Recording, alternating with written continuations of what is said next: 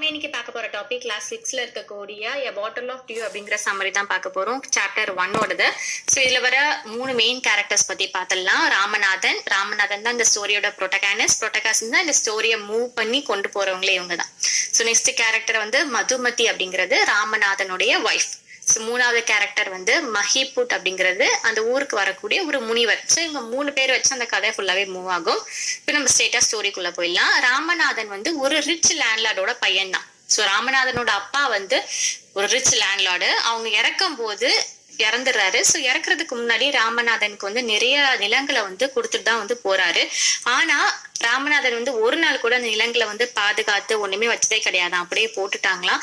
இவர் வந்து ஒரு மூட நம்பிக்கையான ஒரு ஐடியா வந்து வச்சிருக்காரு, ஒரு ஃபைனி ஐடியா வச்சிருக்காரு. என்னன்னா, எந்த ஒரு பொருளையும் கோல்டா மாத்தக்கூடிய ஒரு மேஜிக்கல் போர்ஷன் இருக்கு. மேஜிக்கல் போர்ஷன் அப்படின்றது போர்ஷன்னா ஒரு மருந்து அப்படின்னு அர்த்தம். ஒரு சில பானம்லாம் இருக்கும் இல்லையா, அது மாதிரி.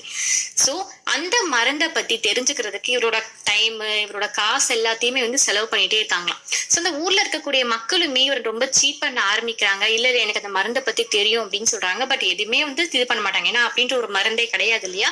ஸோ ரொம்ப சீட் பண்றாங்க, ரொம்ப ஏமாத்த பாக்குறாங்க. அண்ட் ராமநாதனுடைய ஒய்ஃப் மதுமதி வந்து இவங்களோட பண்ற ஆக்டிவிட்டிஸ் எல்லாம் பார்த்து ரொம்ப ஃபீல் பண்றாங்க.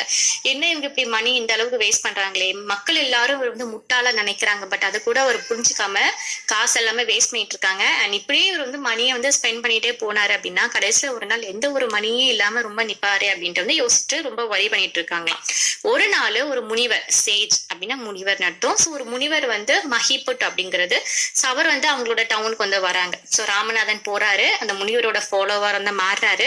ஸோ ஃபாலோவரா மாறிட்டு அவர்கிட்டயும் இந்த போர்ஷன் பத்தி கேட்கறாங்க, இந்த மருந்தை பத்தி கேட்கறாங்க. அப்போ சேஜ் வந்து சொல்றாரு, நானும் கேள்விப்பட்டிருக்கேன். அண்ட் ஹிமாலயாவுக்கு வந்து நான் டிராவல் பண்ணி போயிருக்கும் போது அந்த மருந்து எப்படி ரெடி பண்ணும் அப்படின்ற நான் தெரிஞ்சுக்கிட்டேன். ஆனா அது வந்து ரொம்ப ஈஸியெல்லாம் ரெடி பண்ண முடியாது, அந்த மருந்து ரெடி பண்றதுக்கு கொஞ்சம் கஷ்டமேப்பா, நீ பண்ணுவியா அப்படின்னு கேக்குறாங்க. சோ என்ன பண்ணணும் அப்படின்ற ராமநாதன் கேட்கும் போது நம்மளோட இந்த முனிவர் என்ன சொல்றாருன்னா, முதல்ல நீ பனானா ட்ரீ வந்து பிளான் பண்ணணும். அந்த பனானா ட்ரீக்கு நீ உன்னோட கைகளாலே தண்ணீரை வந்து ரெகுலரா வந்து ஊத்தி பாதுகாத்துட்டு வரணும். குளிர்காலத்துல, அதாவது வின்டர் டைம்ல வந்து மார்னிங்ல அந்த இலைகள் மேல் எல்லாமே பனித்துளி இருக்கும் இல்லையா, டியூன்னு சொல்லுவாங்க பனித்துளி அப்படின்னா. ஸோ அந்த பனித்துளிகளை நீ என்ன பண்ணணும், கலெக்ட் பண்ணணும். ஒரு பாட்டில்ல கலெக்ட் பண்ணிருக்கோம். எப்போ அந்த பனித்துளி வந்து 5 லிட்டர் வருதோ, ஸோ அந்த 5 லிட்டர் பனித்துளி எடுத்துட்டு நீ என்கிட்ட வா. நான் அதுல ஒரு சில மந்திர வார்த்தைகளை வந்து உச்சரிக்கிறேன். ஸோ உச்சரிச்ச பிறகு அது வந்து ஒரு மேஜிக்கல் இதா மாறிடும், மேஜிக்கல் போர்ஷனா மாறிடும். ஸோ அதை நீ ஒரு டிராப் மேல என்ன ஒரு ஆப்ஜெக்ட் மேல தெளிச்சாலுமே அது கோல்டா மாறிடும் அப்படின்னு சொல்றாங்க. ராமநாதன் வந்து இப்பவும் ஃபீல் பண்றாங்க, என்ன சாமி சொல்றீங்க 5 லிட்டரா? ஸோ அந்த வின்டர் டைமே ஒரு சில மாசங்கள் மட்டும் தான் இருக்கும். ஸோ 5 லிட்டர் ஆஃப் அந்த டியூ கலெக்ட் பண்றதுக்கு எவ்வளவு வருஷங்கள் ஆகும் அப்படின்னு சொல்றாங்க.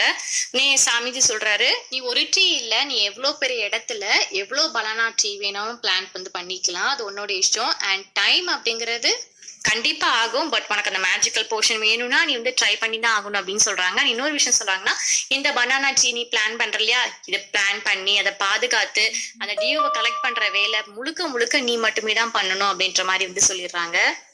நம்ம ராமநாதன் வந்து வீட்டுக்கு போறாங்க. வீட்டுக்கு போய் அவங்க ஒய்ஃப் கிட்ட போய் நடந்த விஷயம் எல்லாம் சொல்றாங்க. சோ என்ன செய்யறாங்க 2 பேரும்னா, அங்க வந்து இத்தனை நாளா யூஸ் பண்ணாத அந்த லார்ஜ் ஃபீல்டு இருக்கு இல்லையா, நிலப்பகுதி, அதுல எல்லாத்தையுமே வந்து கிளீன் பண்றாங்க.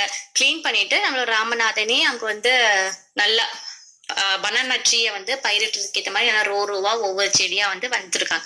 ஸோ இது நல்லா கரெக்டா அந்த வின்டர் டைம்ல எல்லா டைம்ல வந்து பார்த்துட்டு கேர்ஃபுல்லா வந்து ஹேண்டில் பண்ணிட்டு இருக்காங்க. ஸோ அதுல வர பனித்துளிகள் எல்லாமே அவங்க சாமிச்சி சொன்ன மாதிரியே கலெக்ட் பண்ணி போட்டுட்டே இருக்காங்க. ஸோ ஒய்ஃபும் அப்பப்போ இதுல வந்து இவருக்கு வந்து ஹெல்ப் பண்ணுவாங்க. ஸோ ஆனா என்னன்னா, பனித்துளிகள் கலெக்ட் பண்றது ராமநாதனோட வேலை, ப்ராப்பரா தண்ணி ஊத்தி வளர்க்கறது எல்லாமே ராமநாதன் வேலை இல்லையா. சோ அந்த நல்ல பழங்கள் வந்து பனானால வர ஆரம்பிக்குது. இந்த பனானாவை பறிச்சுட்டு நம்மளோட ஒய்ஃப் மதுமதி என்ன பண்றாங்கன்னா, மார்க்கெட்ல போய் செல் பண்றாங்க. ஸோ நல்ல ப்ராஃபிட் போகுது, நல்ல காசு வந்து பாக்குறாங்க.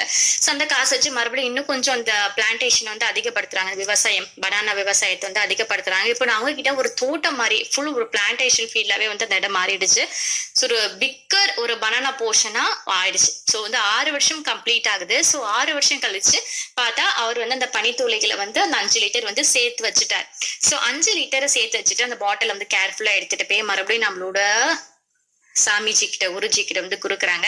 ஸோ குருஜியும் பார்த்துட்டு ஸ்மைல் பண்ணிட்டு ஒரு மாதிரி ரொம்ப அமைதியான ஒரு குரல்ல ஏதோ ஒரு மந்திரத்தை உச்சரிக்கிற மாதிரி அந்த தண்ணியை ஓபன் பண்ணி உச்சரிக்கிறாங்க. அந்த பாட்டில் திருப்பி நம்மளோட வந்து ராமநாதன்ட்டே கொடுத்துறாங்க. ஸோ ஒரு கொடுத்துட்டு சொல்றாங்க நீ ட்ரை பண்ணலாம் அப்படின்ற மாதிரி சொல்லுவாங்க. ராமநாதன் என்ன பண்றான், ஒரு காப்பர் வெசல் வந்து எடுத்துக்கிட்டு அது மேல ஒரு சில ஃபியூ டிராப்ஸ் அந்த மந்திரம் கொடுத்து தண்ணி இருக்குல்லையே அது ஃபியூ டிராப்ஸ் வந்து ஸ்ப்ரிங்கிள் பண்ணி விடுறாரு, தெரிச்சு விடுறாரு. ஸோ என்ன அந்த பாத்திரம் வந்து கோல்டா மாறுதா அப்படின்ட்டு வெயிட் பண்ணிட்டு இருக்காங்க. But nothing happen. ஸோ ஒண்ணுமே வந்து நடக்கல, சர்ப்ரைஸ் எதுவுமே நடக்கல. ஸோ நம்மளோட ராமநாதன் வந்து சுவாமிஜியை பார்த்துட்டு நீங்க சீட்டிங், நீங்க ஏமாத்திட்டீங்க, என்னோட 6 வருஷம் மொத்தமா நான் வந்து லைஃபே என்னோட ப்ரிஷியஸான லைஃபை நான் வேஸ்ட் பண்ணிட்டேன் நீங்க சொன்ன ஒரு காரணத்துக்காக அப்படின்ற மாதிரி தக்கத்தையன்னு குதிக்கிறான்.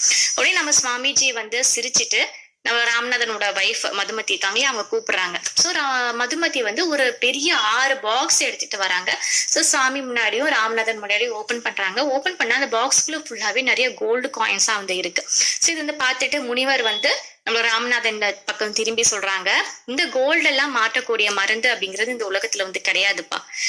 நீ வந்து உன்னோட லேண்ட்ல நீ வந்து கடினமா வந்து உழைச்சிட்டு உன்னோட தோட்டத்தை நீ எல்லாம் பக்குவமா பார்த்த, மறுபடியும் இந்த மரங்கள் நிறைய வந்து நட்ட, உன்னோட ஒய்ஃப் வந்து அதுல இருந்து கிடைக்கக்கூடிய ஃப்ரூட்ஸ் எல்லாமே வந்து மார்க்கெட்ல சேல் பண்ணாங்க. ஸோ நீங்க இப்படிதான் வந்து காசு வந்து ஏர்ன் பண்ணீங்க.